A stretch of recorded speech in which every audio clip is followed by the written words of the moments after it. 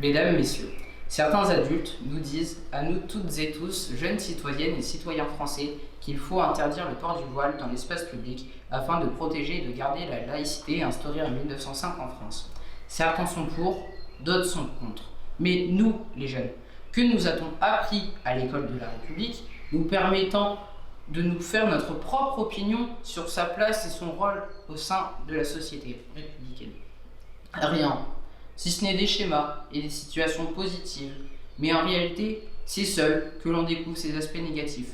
Le soir, lorsque l'on regarde la télé, nous tombons sur des personnes en train d'utiliser ce cadeau qui est la laïcité pour la détourner et la faire devenir de la pure haine et de la discrimination. Nous, les jeunes, mesdames et messieurs, cela nous inquiète. Mais nous pourrons construire une nouvelle société dans plusieurs années dans laquelle cette laïcité sera utilisée à bon escient, quitte à la réformer. Mais, mesdames et messieurs, au lieu d'attendre plusieurs années, pourquoi ne pas le faire maintenant? Bonjour, nous allons vous parler des discriminations envers la religion en France. Donc nous avons une ou deux questions à vous poser. Que pensez-vous de l'égalité entre les religions? Donc nous, personnellement, nous pensons que toutes les religions doivent être sur le même pied d'égalité. Donc pour nous, c'est ça la laïcité. Est-ce que vous avez déjà été témoin de discrimination envers les religions, que ce soit dans la rue, au collège ou même chez vous? On a un exemple à vous donner, récent, qui a beaucoup buzzé. C'est l'histoire de Benjamin qui a twerké dans l'église en crop-top. Et donc c'est une insulte à la religion chrétienne. Est-ce que vous trouvez ça normal que les femmes musulmanes puissent porter le voile dans la rue? Pour moi, oui. Car j'ai grandi dans un pays laïque. Mais finalement, est-ce que c'est une question à poser? Deux personnes s'aiment en France. Une personne qui est chrétienne et l'autre musulmane. Ce garçon tombe amoureux de cette fille, mais ne peuvent pas s'aimer car leurs parents ne veulent pas qu'ils se marient. Heureusement, en France, grâce à la laïcité, ils peuvent au moins parler et s'exprimer. Le respect des personnes de haute religion, d'handicap ou de couleur se font souvent insulter, comme par exemple les personnes de couleur oh regarde il est noir, ou les personnes d'handicap oh regarde c'est trisomique, ou par exemple les personnes de religion oh regarde il a une tente sur la tête.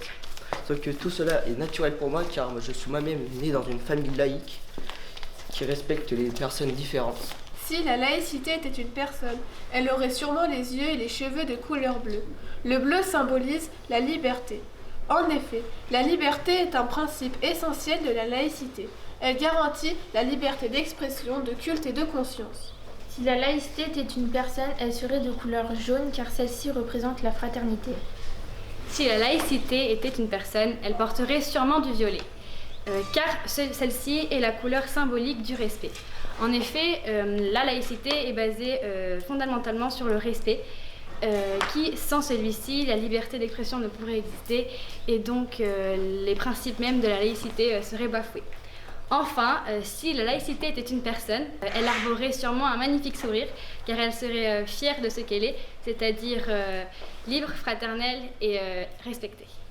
Pensez-vous que la laïcité est seulement française? Non. Bien. Eh ben, non. La laïcité est internationale. Par exemple, l'Albanie a été le premier pays laïque en 1967. Où la Tunisie et le Liban sont les seuls pays arabes qui sont laïques sur 23 pays. Par exemple, les femmes tunisiennes sont les seules femmes qui sont égales aux hommes par la loi.